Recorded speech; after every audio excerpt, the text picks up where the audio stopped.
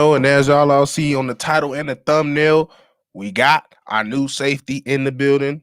Bears sign our new safety, Super Bowl winning safety, Coby Bryant from the Seattle Seahawks. But y'all, let's get straight into it. But you gotta hear that music first. Let's go.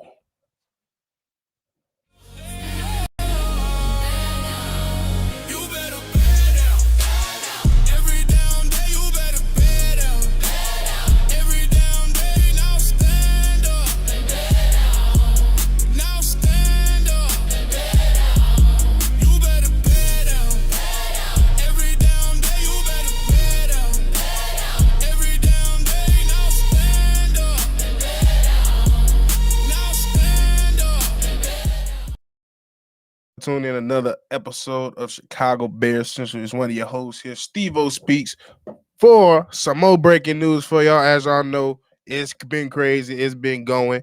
We just did a signing not too long ago, getting a nose tackle, coast nose tackle up in here. But now we all know the safety position was all up in question, and we didn't know exactly what was going to happen in that situation. But rumors came in that we was interested in Super Bowl winning safety and Coby Bryant as Bobby filed into the room. What are your initial thoughts as we sign our safety to a 3-year, $40 million deal? You can hit me. Yeah, I can hear you. Man, I like the deal, bro. You got to go out there. They said that they wanted to get younger. They wanted to get faster. The guy comes in at 26 years old, ran a 4.48 during the combine. And man, you got to show love to him. He's a guy that came out here, forces fumbles, tackling.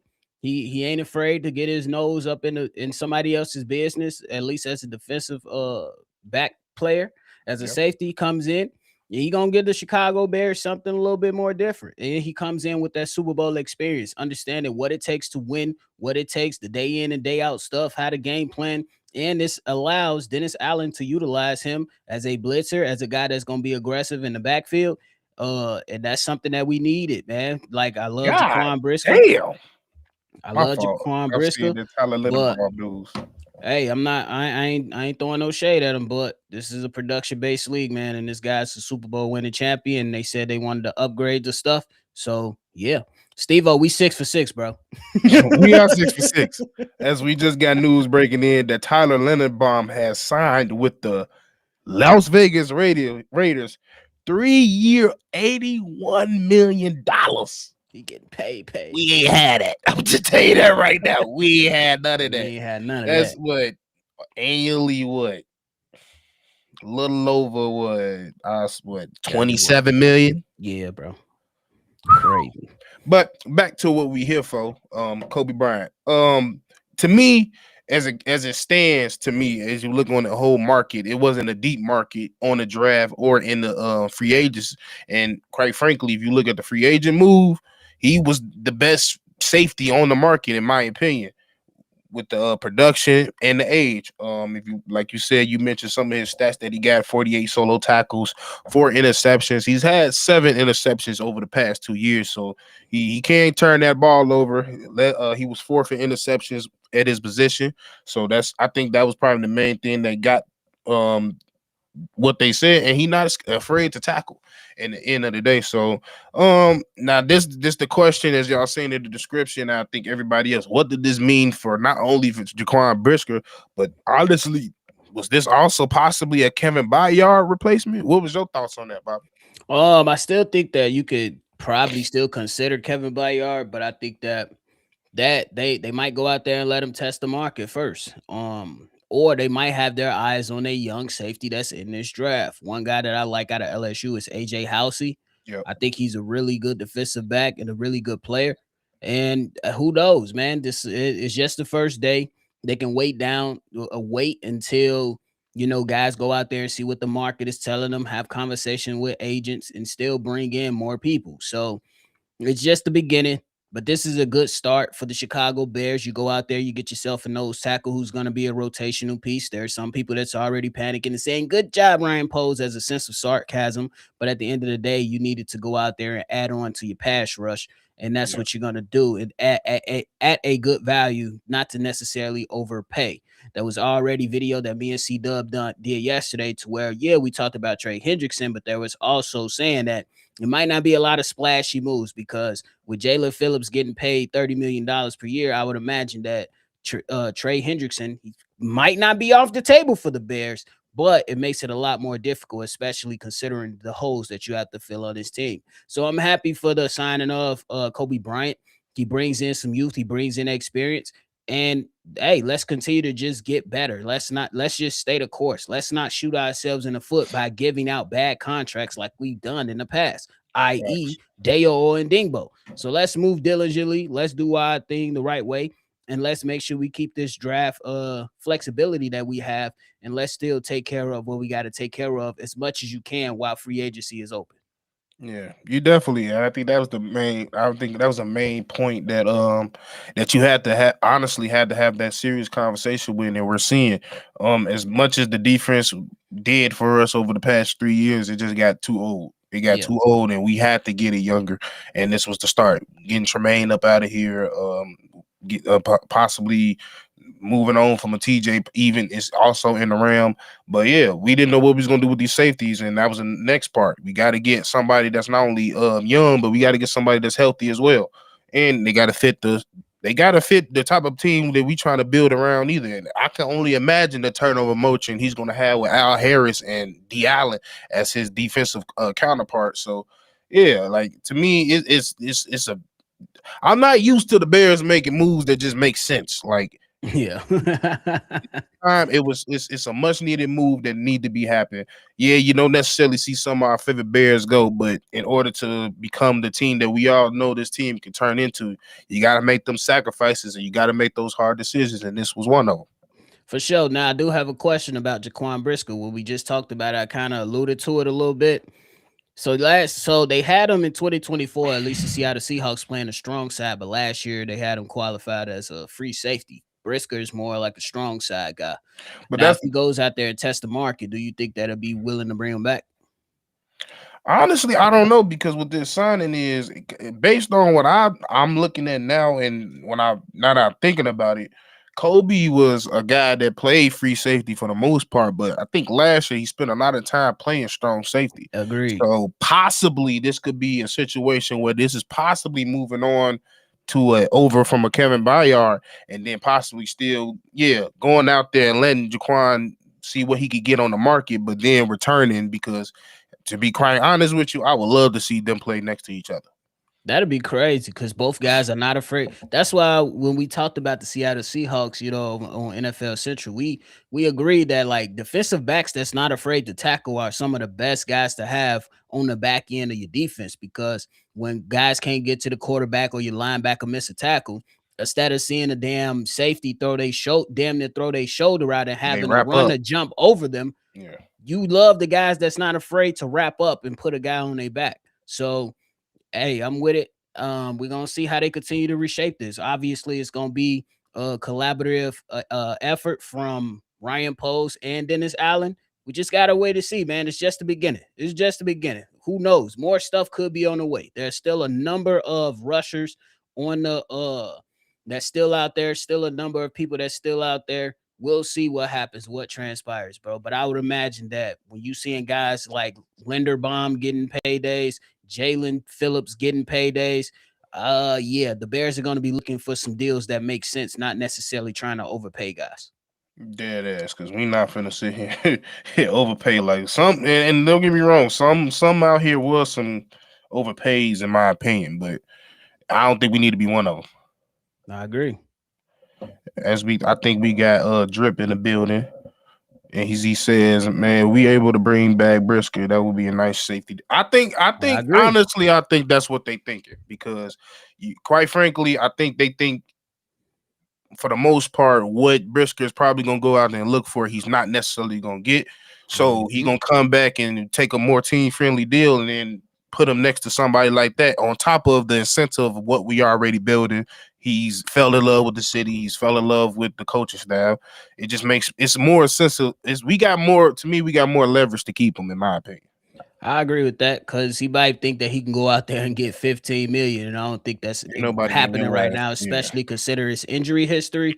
So you got to go out there, test the waters, brother, and then you're yeah. gonna come back to the table, and we'll see if we can make something shake. But I think that we just got to wait to see for that. Me personally, my anticipation timeline for something on Jaquan Brisker is gonna be maybe next week. To be honest with you, Mm-hmm. so we'll see.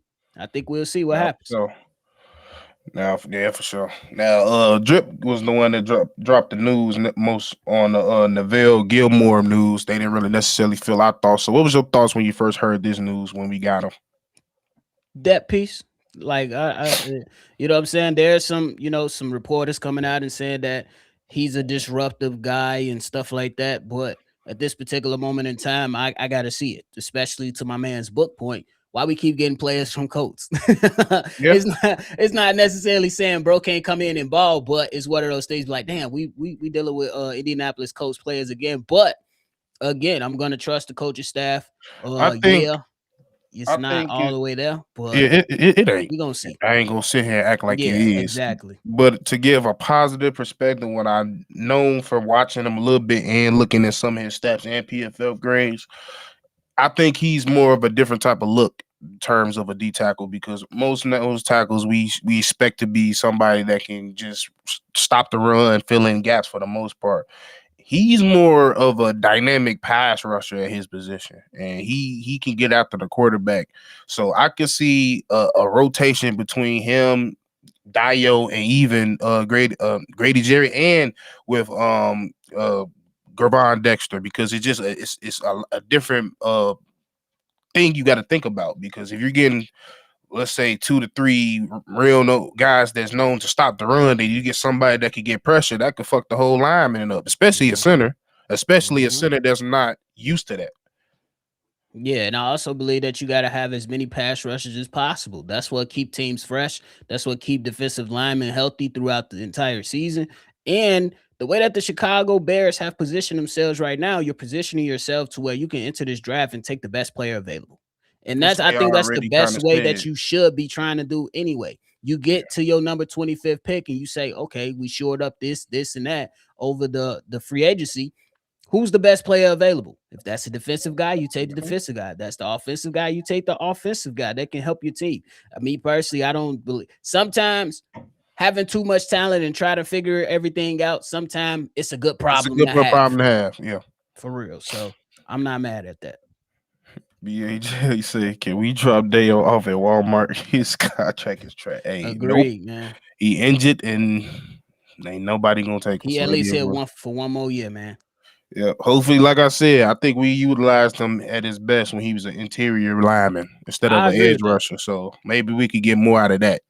Yeah, and I'm interested to see like Austin Booker into the season healthy and be healthy because he had a strong end to the season. You know what He I'm did. saying? To me, he played really well in those Green Bay matchups and played well against the Los Angeles Rams in the divisional round, at least in my opinion. So I think that's something that you got to continue to monitor and look at for the if you're the Chicago Bears. It's gonna be it's more on the way. It's more on the way. We're gonna see what Brisker do, what the Bears do with Byard and all that stuff. Because Byard was definitely a Yeah. vocal leader in the locker room. Now Yeah. somebody else got to take over the helm. Yeah. And it can't just be Grady Jarrett That's a for fact. sure. And yeah, I think they will do it. I But seen that Jacob Home. and I do definitely think this is far from our last move today. Honestly, I think we got maybe one more move coming. But hey, this I like this move. I'm not gonna lie. I'm not. This not the big move. I think all of us Bears fans was hyped about. That's was pitched to us over the last few weeks. But nonetheless, hey, we got a Super Bowl winning player, and I missed, and we are already trying to get there. So that makes more sense for us. Yeah, you got a Super Bowl winner that comes to the team in Coby Bryant. You got a guy that played in high leverage moments in Grady Jarrett. You got a couple more players that now got they ears wet with playing in the playoffs. And now let's hope that they can build off of that. Let's hope that they can build off of that. Well, Bobby, I can tell you right now, the Saints ain't going to draft that running back. I see. I'm about to have to jump on in a minute over there. Yeah, because I don't understand that one. But like, hey, to be Hey, at they not play. Sometimes you can't play to sit around and wait game, bro. You got to go get yeah, who you want. And if ETN is that, congratulations. I would say Gallimore is an upgrade over Big Bill, at least from watching a couple clips too. But I want to do some more due diligence before I just stamp it. I'm gonna say off the early look, it looks better, but we're gonna see. Yeah, he definitely is. He is a better run stopper than Billings too. I think this was also a Billings replacement too. I like Billings, but you can't keep running trying out no 400-pound nose tackle. Yeah, you need somebody a little bit more athletic to the point of and this motherfucker dunking faster. I don't know if you saw that clip. That nigga dunking at nose tackle at 370 pounds, 7 pounds, 307. Crazy. I don't make nothing. Those the type of niggas we all like. What Drip always say? Those the type of motherfuckers you shoot. But yeah, is there anything left, Bobby? Nah, man, y'all stay locked in, man. Definitely gonna keep y'all updated over here on Chicago Bears Central. If y'all want more of an NFL overall thing, follow me and Steve-O NFL Central, man. We've been holding it down all week, and more to come, man. There's more to come for everything surrounding the Chi-Town Sports Central family, man. We rocking and rolling. So y'all make sure y'all lock in. Facts. And if you want to hit us up on anything else, social media wise, it's Chi Bear Central on all platforms. If you want to leave a voicemail or a text message, it's 773-242-9336. One more time, 773-242-9336. This is your number one spot for all Chicago Bears. Hey, we're going to check with y'all with another one when some more news drop. Peace.